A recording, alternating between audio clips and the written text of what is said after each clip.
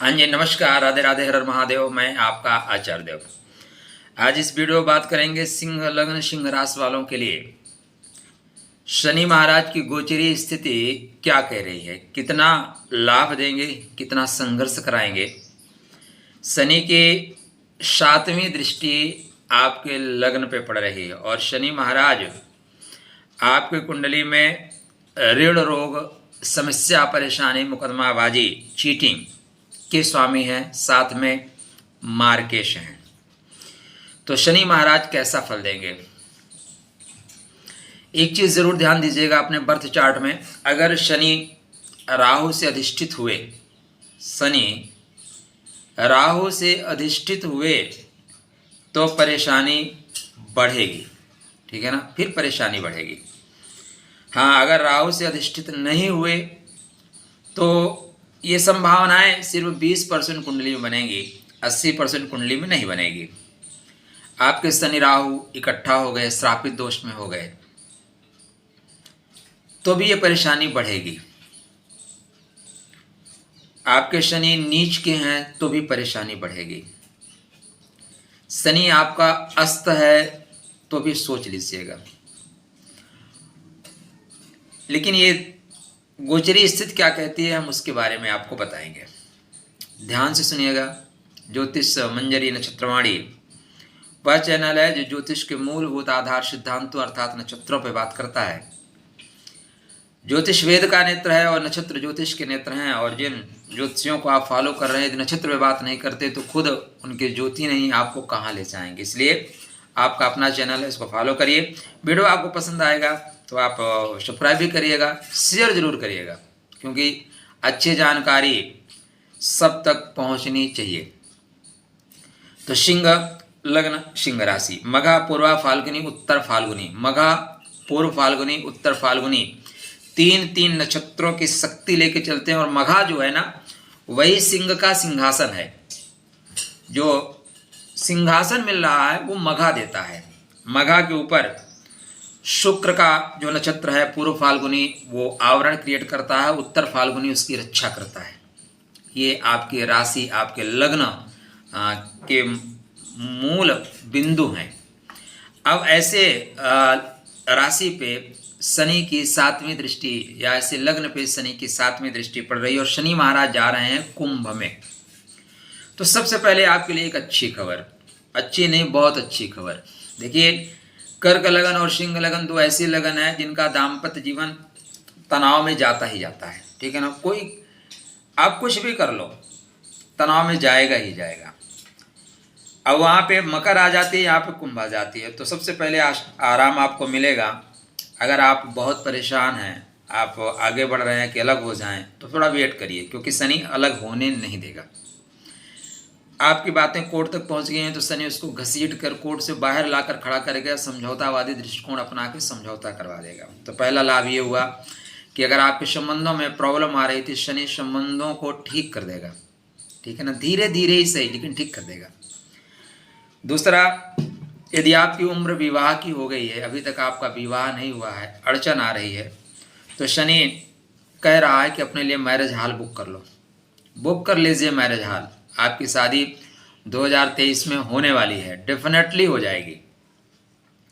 तीसरा और महत्वपूर्ण बिंदु ये है कि यदि आप व्यवसाय कर रहे हैं, आपका व्यवसाय मंदा है, वैसे भी शनि को मंदा ग्रह बोला जाता है, मंद ग्रह बोला जाता है, लेकिन शनि कुंभ राशि में, कुंभ राशि राहु की राशि है, शनि की भी राशि है लेकिन राहु की राशि है। देखिए, शनि का यहाँ पे कोई भी नक्षत्र चलता नहीं। इस घर में मंगल का नक्षत्र चलेगा, राहु का नक्षत्र चलेगा, गुरु का नक्षत्र चलेगा, लेकिन राशि शनि की है। तो यहाँ पे शनि निश्चित रूप से, अब चूंकि आपकी कुंडली में मंगल क्या है, आपकी कुंडली मंगल योग कारक है, मंगल आपके भाग्य के स्वामी है, मंगल आपके सुख के स्वामी हैं। तो मंगल के नक्षत्र में शनि आपका भाग्योदय कराएगा, शनि आपके सुख की सामग्री को आपको ला के देगा। वहीं गुरु के राहु के नक्षत्र में, अब राहु का नक्षत्र कैसा फल देगा, राहु के नक्षत्र में शनि कैसा फल देंगे, पॉइंट ये है कि शनि कैसा फल देंगे, ये डिपेंड करेगा कि आपके बर्थ चार्ट में राहु कहाँ पे पोजीशन लेके बैठा है, राहु किस घर में बैठा हुआ है, उस और किस नक्षत्र में बैठा हुआ है उसके अनुसार फल देना शुरू करेगा। गुरु के नक्षत्र में आपको श्रेष्ठ फल मिलेगा। शिव शिव। गुरु के नक्षत्र में आपको अत्यंत श्रेष्ठ फल मिलने वाला है।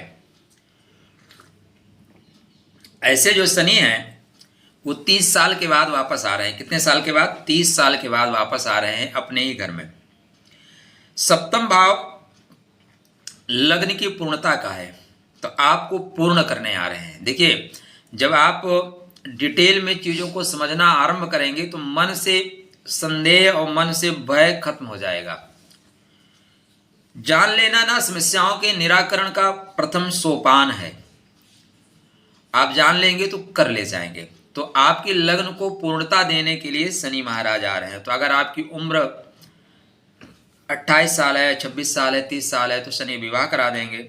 उम्र आपकी 50 साल, 55 साल है तो शनि आपको आध्यात्म से जोड़ देंगे।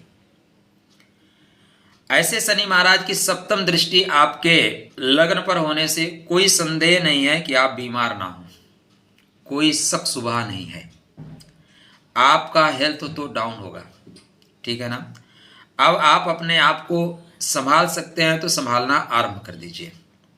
ज्योतिष इसीलिए जानिए क्योंकि आने वाले समय में आपके रूट पे कहाँ पे गड्ढा है, कहाँ पे ब्रेकर है, कहाँ पे यू टर्न है, अगर आपको ये 500 मीटर पहले पता चल जाएगा तो बहुत इजीली ढंग से उसको आप क्रॉस कर लोगे। अगर 50 मीटर पहले पता चलेगा तो ब्रेक मारोगे और गाड़ी पलट जाएगी।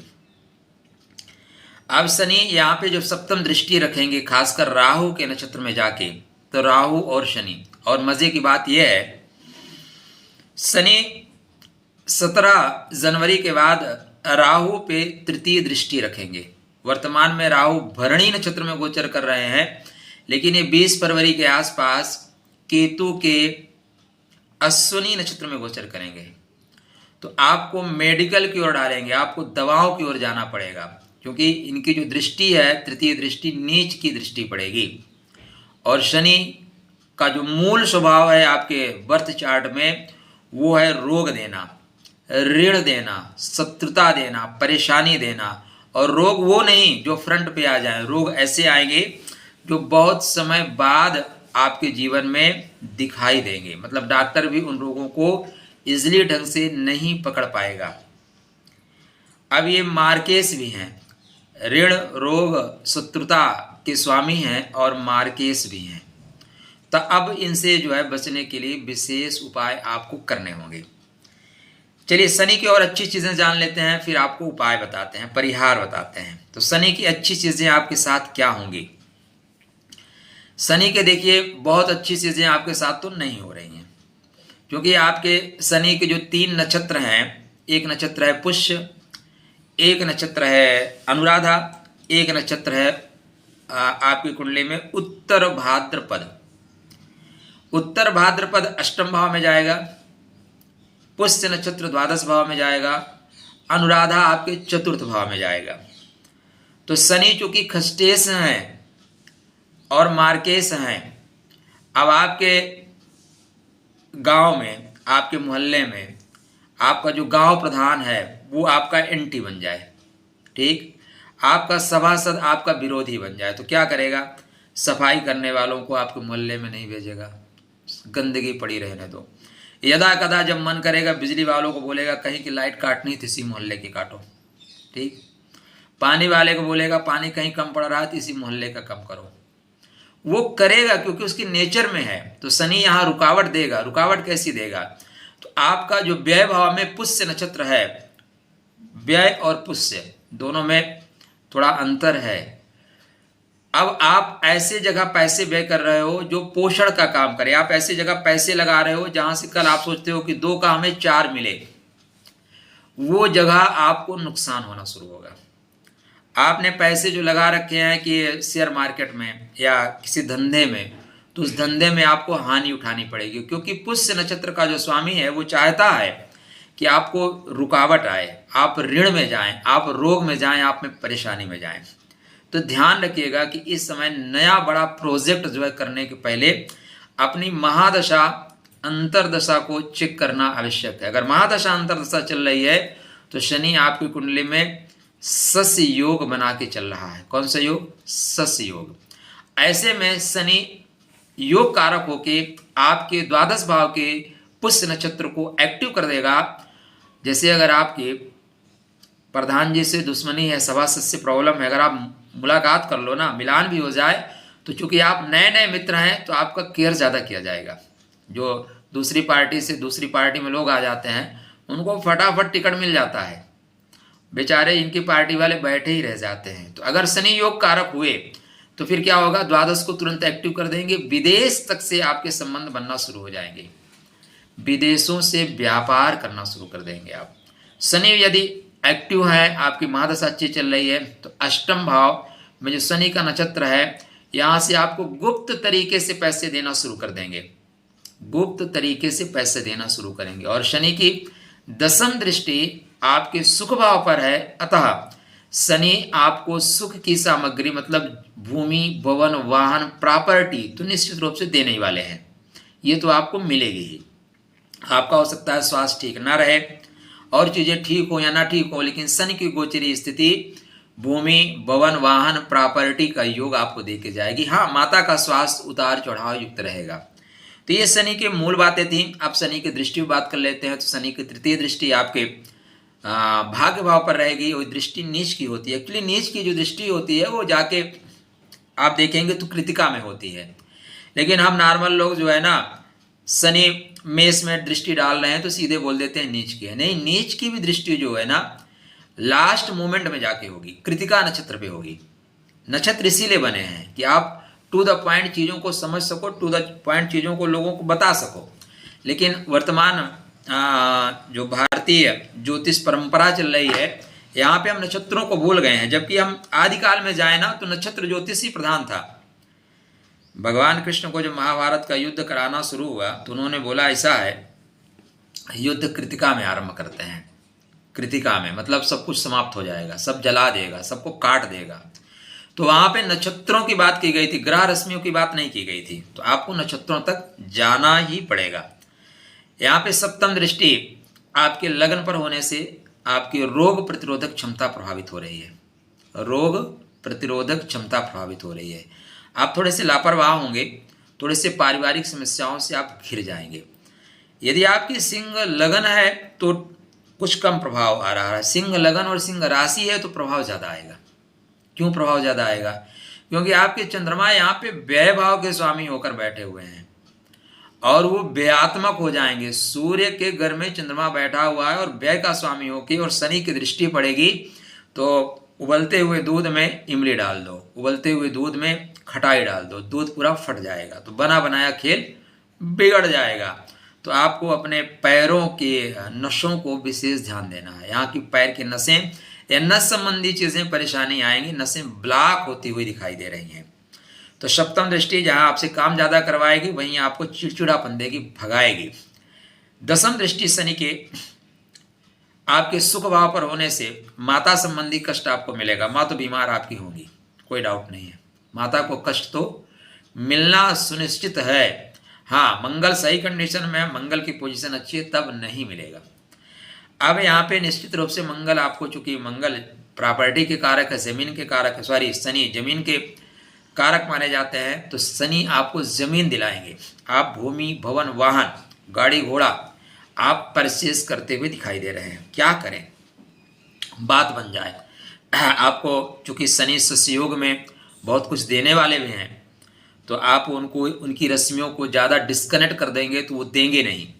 जो आपके घर तक आके आपको देने वाला है उसको रास्ता ही भटका दो तो कैसे देगा। तो उसी तरह अब आपको यहाँ पे आपके मंगल को ठीक करना होगा, क्योंकि मंगल ही तो सुख है। आप देखिए मंगल कैसा चल रहा है। शनि से संबंधित चीज़ों को धारण नहीं करना है, क्योंकि शनि से संबंधित चीज़ों को आपने धारण किया तो शनि एक्टिव कर देगा रोग को, शनि एक्टिव कर देगा ऋण को, शनि एक्टिव कर देगा परेशानी को। तो सबसे बढ़िया और एक अच्छा उपाय मैं आपको बताता हूँ, यूट्यूब में आपको कोई नहीं बताएगा, ठीक है ना।